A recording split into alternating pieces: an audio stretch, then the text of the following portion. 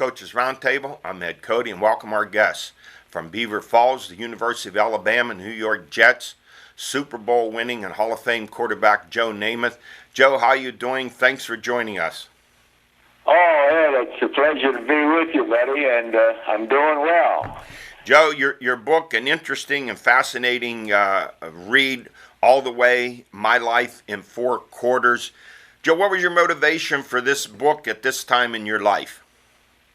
Well, the publisher actually contacted me about a year and a half ago and talked about the 50th anniversary of our New York Jets winning the championship game for the AFL. And just now, I mean, it coincides also with the 100th anniversary, I guess, of the NFL. But Little Brown thought it was a good idea to do, and they made me, they didn't make me, I mean, I believe they knew more about it than I did, so I went ahead and started working on it, and man, Ed, it was tedious, but we got it finished, we got it accomplished, and I'm happy. It was a team effort, I promise you, man. My daughter and Sean McDermott, and well, it was quite a team effort, and still is. Joe, let's go back in history and jog your memory a little bit. Let's go back to Beaver Falls, 1960. You played football there for legendary Hall of Fame coach Larry Bruno, and the first time I saw you play, I was just a freshman at Butler, and you brought the Tigers into Butler undefeated. Butler was undefeated at Pullman Park. You probably played baseball there too. Butler took a 6-0 lead, and then you just decimated Butler. Really, with your legs, Joe, you were quite a runner in those days, and you won the game 26-6. You have much recollection of that game? I sure do. Butler was awful good. They always were fine. Football, basketball, but whatever, man. Butler was good. The old Golden Tornadoes. I remember. Thanks for mentioning Coach Larry Bruno. Of course, he was one of the finest men and one of the best coaches that ever walked the football field area. And one of the things I remember about our game at Butler that night, I know it was a night game. Yes. And I can still see Tommy Kuzminski running across the field and making a heck of a catch on a pass. But I think that was the first game after our game with Ambridge. And I was playing with a separated left shoulder. Thank God it was the left shoulder, but I almost didn't get to play because the hospital told me after I'd separated that I wouldn't play anymore. Anyway, we did play, and Butler was a tough team, but our guys, man, we had a good team that year. You had a very good team. You go on to finish 10-0. You rotted a lot of teams, including Newcastle, 39-0. You win the WPL championship, and then in the spring of that year, you're a baseball player, and you lead the Tigers to the WPL championship in baseball at Forbes Field, and here comes the Chicago Cubs offering you a $50,000 bonus, but Mom stepped into the picture. Tell us about that. Yes, my mother wanted me to go to college, and that's what we did. We had a meeting at the house, and my older brother Bob was there, and Frank, and Sister Rita, and my mother sat at the head of the table, and Bob asked Mom, Mom, what do you want Joe to do? And she said, honey, I want him to go to college. And that was it. Bob hit the table with his fist. He said, that's it, you go to college. Hey, Joe, any one of those what-ifs, do you ever think about, man, what if I had gone and played professional baseball? For everything I hear, you were a pretty good baseball player. You know, Ed, through life, we use that word if quite a bit. If, and, buts, yeah, buts, coulda, woulda, shoulda. I don't dwell on those things. I thank God, man, that I was around the people that really I was afforded a chance to meet through sports, through football. I mean, Larry Bruno, we mentioned, Coach Bryant at the University of Alabama, Weeb Eubank with the New York Jets, even Lou Holtz is brilliant. My life has been influenced by my mentors and coaches, and I'm just thankful. Hey, let's talk about Bear Bryant. You were set, your heart was set in going to Maryland. It didn't work out. When did Coach Bryant get into the picture to get you to come to Alabama? Well, unbeknownst to me, one day in early August, I was still at home with my mom and I in the house, and a knock at the door was Howard Schnellenberger. Coach Howard Schnellenberger was an assistant at Alabama at that time, and he came up to get me because Coach Bryant found out from the coach at the University of Maryland that I was still available.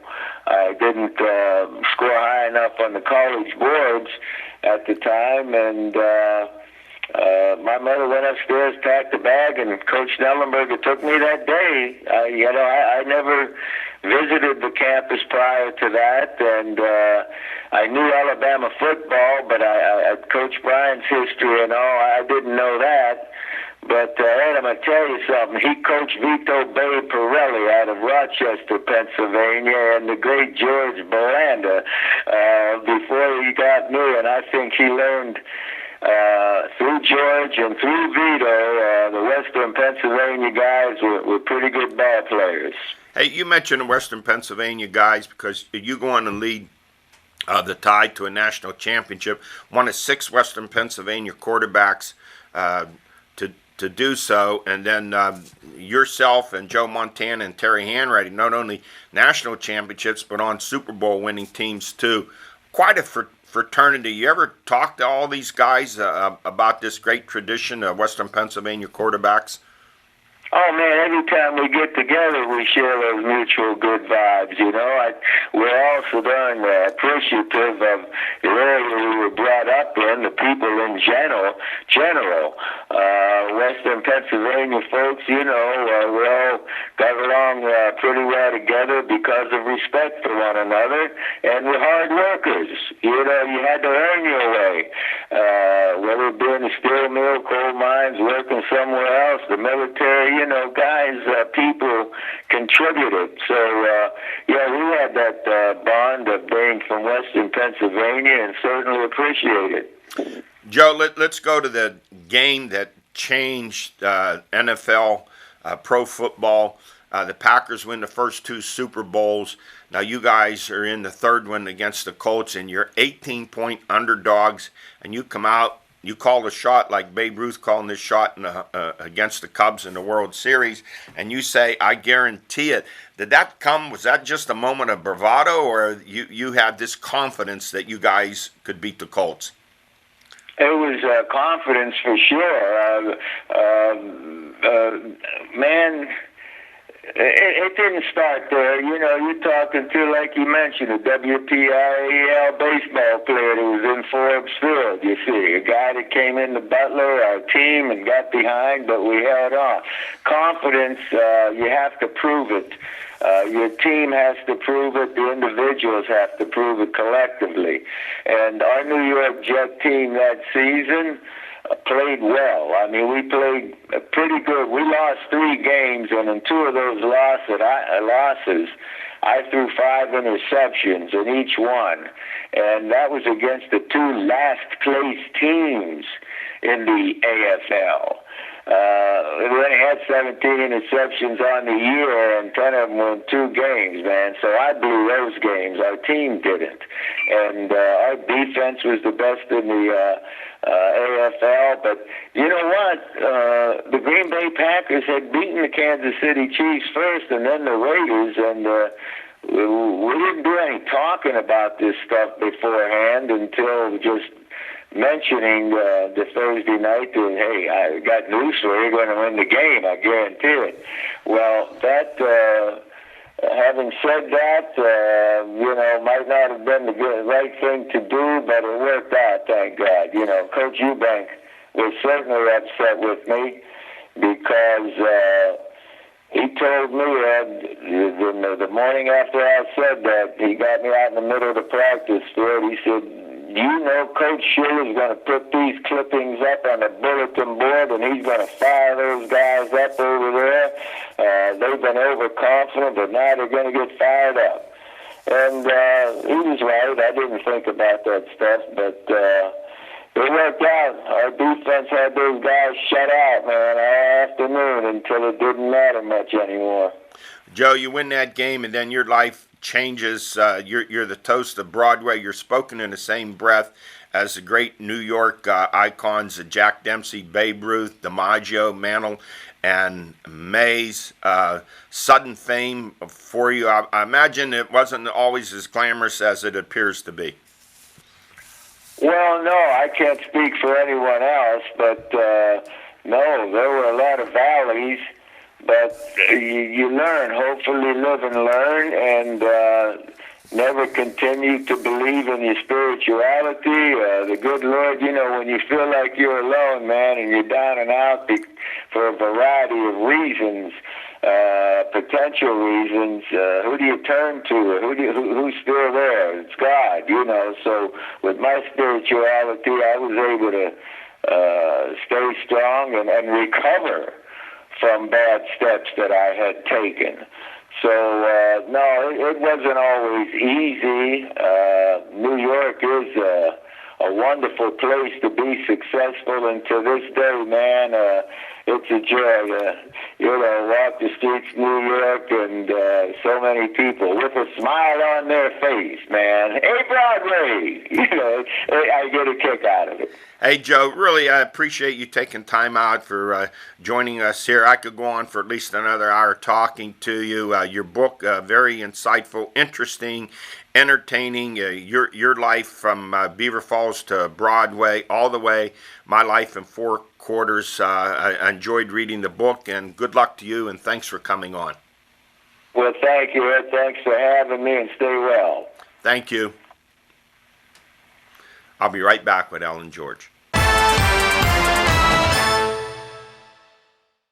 I am back, joined to my right by the Swami, George Abraham, to the left, the Tiger Albert Campman. Guys, 50 years ago, New York City was on fire with their sports teams, and it wasn't the Yankees or the Giants. It started with the Mets winning the Super Bowl with Joe's Guarantee It. It's great to talk to Joe. And then the amazing Mets win, and then that following spring in 70, the Knicks beat the Baltimore Bullets. All three bad year for Baltimore. The Colts, the Orioles, and the Bullets. Nobody ever mentions that. They always talk about how great a year was from New York, but we forgot. Baltimore's a misery.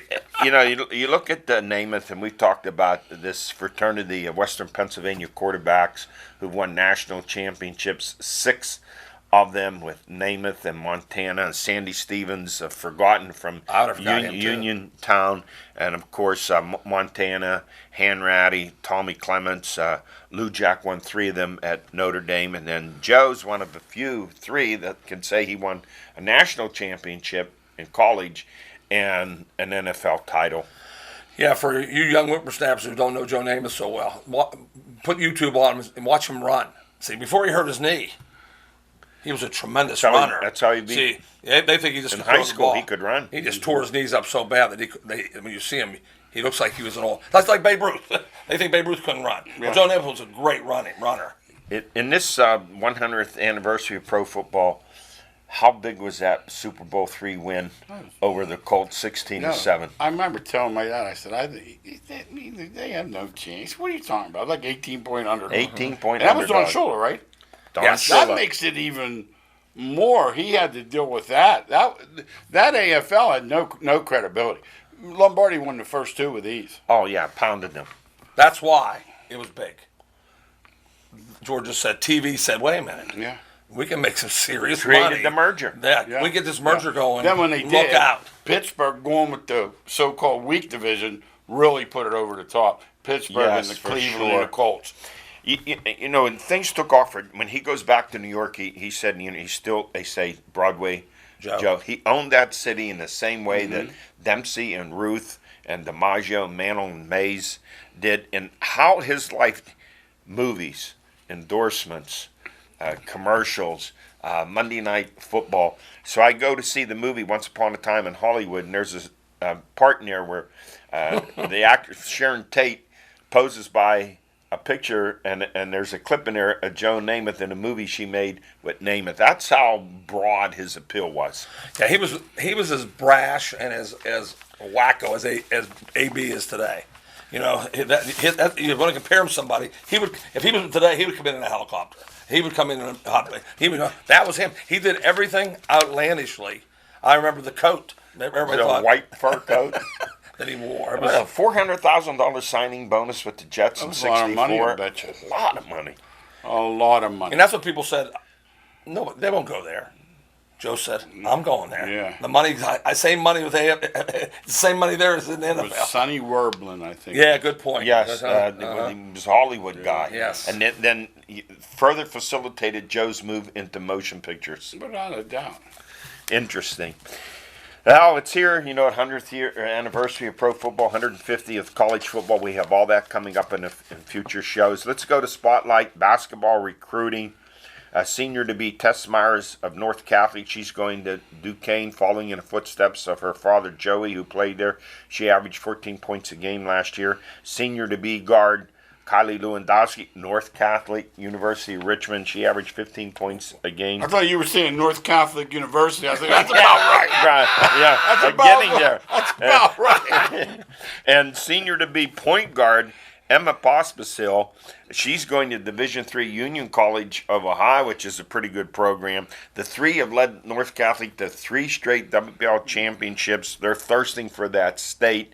Now, Lewandowski and Myers, they're going to be opponents in the Atlantic 10 in college. Yeah, and what's interesting when you talk about that, there's some schools really that when they send their first girl or guy to college, they have it publicized. That's the most exciting thing going. Yeah. They have 3 in 1 year. Yeah, 3. Just yawn and say, where's she going? Tell you what, Joey, you told me, you talked to Joey. I did. He investigated. Yes, he did. That did. was no harebrained decision. No, she got internships. She has lined up. She is going to be in place for life at Richmond. This coach came from Bucknell, where he was very successful at Bucknell. Right. Mm-hmm. Honors Rebecca Pennington. We've mentioned her numerous times. Carn City High School and a freshman at Chatham University, heading into her sophomore year. A star in track and cross country. She was named NCAA Division III All-Academic Team. She's a biology major with a 3.3 grade point average. And Butler grad and Point Park University track and field athlete Doug Kostolansky, he was named to the NAIA All-Academic Team. He carries a 3.25 grade point average. I have a big announcement. Taylor Petrak, the great swimmer from Elwood City, has qualified there for the U.S. Olympic trials. We have another one. Another one. Yes. So it gives us 5 athletes. Think about that. In this area, her and Laura Gettler and the track guy. Yes. And there's another long distance runner. That's pretty amazing. Now, she's at Ohio State. She's at Ohio State, yes. That's the Olympics. Like, that's not... That's big time. Not Riverside Pool, no. Did Carmen say he's going to fly us over for this? Tokyo. Oh, I think he is. He might fly the plane. No, I'm not going then. No. Regional baseball playoffs, Butler Township 10, Kiski 1 to win the Butler County Area Baseball League Championship. Ryan He led Butler with 4 hits. Colby Anderson was the winning pitcher in the semifinal game. Kiski 10, Freeport 8. Braden King had 3 RBI for Freeport, and Shane Bolick had 2 RBI for Freeport. And Lernerville, David Gravel won the Silver Cup and a purse of $25,000 at the annual Don Martin Memorial Cup sprint race. Rex King Sr. won the BRP Modified Tour. Nice little paycheck to pick up. Nice paycheck. $25,000. By the way, did Freeport in the semifinals beat the Pirates in that? That's who they beat. Yeah. I'm kind of guessing that's they beat what Keela, the guy that beat up the trainer or whatever. Yeah, they honestly. Oh, jeez. And speaking of the Pirates, let's go to our stories of the week. Major League Baseball, the Pirates 46-60, last place, 10.5 back. They're 3.5 back of the Reds. 2-15 since the All-Star break. 9 straight losses. 11-6 to Cincy on Monday night. This is the 3rd time there's been a second half collapse here. 2011, remember, we thought they were going to win I 90 remember. games. They went 19-43 the rest of the way. 2012, another half break. They were 6 games over 500. They went 16-36 the rest of the way. What is it about these second half collapses? And since they won 98 in 2015, guys, they've been 281 and 310 since. Yes. Well, this one was predicted. I mean, if you listen to me talk on the show, I said Trey Vasquez 3 weeks ago. So it isn't like I didn't know. I mean, I know I got lucky predicted, but I said you can't make it with the pitch staff they have. There's the pitchers are pitching. You can't. It's not the major worst league. in the National Yeah, it's not League. major Oh, league. yeah, it So might not be the worst yet, but it will be. Well, only Miami. Colorado has the Colorado. worst. And they Where play they Colorado, pitch. yeah. Don't go by Colorado. And the only team with a worse record is Miami. I know. Only by 5 you games. know what? If you would chop off the first 30 games, Miami started awful. Yeah, well, two things we talk about the pitching is pathetic, but never in the history of baseball, I said history, has ever a player had a first half and a second half. He's going to hit like 180. Bell. Yeah. He's I've hitting never 180 seen anything since like the All-Star this. break. No, not home run, 0 home 180. runs. He hasn't had a home run since No. July 5th. That's what I'm He saying. has 2 It's RBI. amazing. But then give credit to Marte. He's hanging in there. 19 homers, No, 62 he's having a good year. He's No, hitting a lot of those guys, 285. Eddie, a lot of those guys are having good years. This Yeah, is the young kid Reynolds, terrific. this is a good Moran. hitting. This is a decent hitting team, but poor pitching. The defense Pathetic is mediocre, Pathetic. and the base running at times is mind-boggling. Pathetic pitching. You know, I tell you what, Eddie, though, I watch a lot of games on the MLB. The base running as a whole. We They don't see work on it. They Pittsburgh don't work on it anymore. awful. No, I like to look it up. You'd like to do. I heard DiMaggio and Hank Aaron. Those guys are never thrown out at third base. No. That's because they cared about the team. Do you understand? They these, knew what these they were guys doing. are so stat They oriented. ran through the stop Osuna sign. did. I know. It was just It it was wasn't the the worst. cost. I And- want to blame and Cora, the- but I can't. No, he had it up. up. My buddy came and told me today. He said, "Listen, it's 10-2. When I played in fourth You grade, knew. 10-2 my knew run what means to do. nothing. How could you not do this?" Archer, I don't know. Do we call him a bust? 3 and Well, 8. I put him Call in him minor a leagues. bust. 5.8 I said him in ERA. minor leagues. Right? That's why I wake up and say, "Listen, if you can't pitch better than this, You and your hoodie are going to. no, I don't care about the hood. Indianapolis. That's George. But I'm going by his pitching. Yeah. He is no better than the guy pitched last night. I mean, and he's a minor leaguer. He's pathetic. Right. Now, I hear Neil Huntington say, again, it's mind-boggling. We like our minor league players. He's been saying this for 10 years. They've been rebuilding. When's the rebuilding going to reach fruition? When? I mean, 10 You years. just have to stick Come on. enough of that carrot out so people buy some tickets. And even though 1.5 million You're is right. a lousy crowd, it pays their bills at a What- 70 million. you're right. Nutting paid what, $200 million for this team? They're worth $1.27 billion. Billion. 7 times. The 6 Pirate times. highlight film ought to be fistful of dollars Yeah. because Oh, he's getting rich. Get that floor out I there. don't believe Get it. that You floor might out there. believe it. Get I don't see that ever turning Well- around well, with this current organization. If he continues to not pay at 40, 50, 67 million, 70 million, they can't. can't. It makes it impossible for them. And then what it is, and Now I, they said, can get I know I lucky. repeat myself. Yeah. When you have any injury with that kind of payroll, Yeah. you see what happens. No, you can go get off the lucky earth. at it. Yes. They can get lucky. Yes. But as far as, like, counting on it, Yes. But you never. You can't grab pitchers That's what they're doing. that were They're grabbing 6 and it. 12 the previous Well, year how with a about- 6 I'm- ERA. I'm driving yesterday, and the guy says they traded the dude that's starting tonight. I looked at who's pitching. Right, they traded Jordan Lyles to the Brewers for a Double-A relief pitcher. And that's all Lyles was Cody worth. Punt, That's all he was 6'6", worth. 240. The 15th rated prospect. That's what he's at. That's what they're going to get. Get a Double-A Yeah. guy for him is right. Yeah, that's And all they they're gonna get. emphasize his size, 6'6", 240. So the Steelers said if he doesn't work out, Yeah, we'll take him as a 6'6", tight end. 240 means nothing. Guys, any other team, Huntington and Hurdle were fired. Yeah, I'm worried. they're fired. I'm worried Hurdle's going to go. I worry because I love him. No, so they're much. have to not give going him to fire him. something. No, You don't think they will? They No, don't they wanna get pay 3 too more many. years Oh, at $3 I- million a I year. hope you're right, bud. He's the 5th highest paid manager in baseball. I hope Do you you're know right. that? Yeah. The 5th highest. Wow. At $3 million. But That's here's what the I'm saying. thing. There's no pressure on him to win. But wait a minute. He puts on himself, believe me. Yeah, yeah. They're two different Let things me tell there. you this. I really believe they have to show their fans a lamb. Sacrificial lamb. Yeah, someone. What's Hurdle or Huntington? Who else could it be? That's what I worry I about. don't want Clint to get I worry from. about it. I worry about it. I think both will be there for 2 more years. I hope you're right, Eddie. Now, the Dodgers, reportedly, they want Vasquez. The Pirates, however, want their top prospect, AAA shortstop Gavin Lux. He's tremendous. The Dodgers might be willing to part with other prospects, a catcher Ruiz Yeah, I heard a and catcher pitcher May, but not this guy. Yeah, as I look at it, I want two of them. You want them both. Yeah, want if I don't get shortstop two of and them, catcher. then I don't get No. rid of Vasquez. We're not giving away for Get him one next prospect. year. I want two. I want two of them. Yeah. Well, two of them. when I heard someone say the other day for Vasquez, they won a top-notch starting pitcher, a top-notch catcher, and a short. I'm saying you're crazy. That's what I would Crazy. want, though, because you're not going to get it. I get it. But Yeah. the Dodgers are the one. This is the first time Pittsburgh really Now, remember, is dealing from strike. Dodgers have what, in 88? Yeah, Pittsburgh usually gives guys away. Dodgers.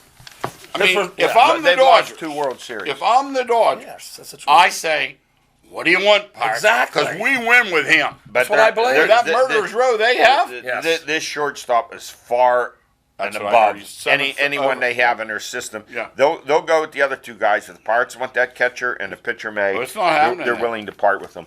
Yeah, I want two of them. I want Lutz and the Ruiz. That's what I want, both the catcher and the shortstop. I agree. And if you don't get it, we don't give you. We don't You give got you him 2 more Vasquez. years, that's Yes, right? Yes, exactly. 2 more. Do it next Right. year. Hey, this date, Major League Baseball history, July 27th, 1918. Pitcher Henry Heitman of Did Brooklyn. you say Bill Bourne? I thought you Yeah, said.